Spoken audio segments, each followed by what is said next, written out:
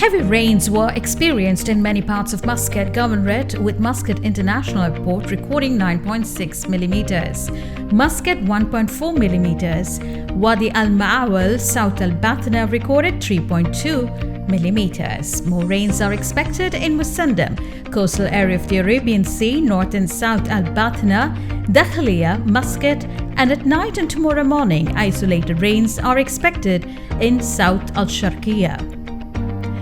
Active northwest winds in parts of the desert areas of Al-Dakhiliyah, Al-Wusta and Dufa may raise dust and affect the level of horizontal visibility.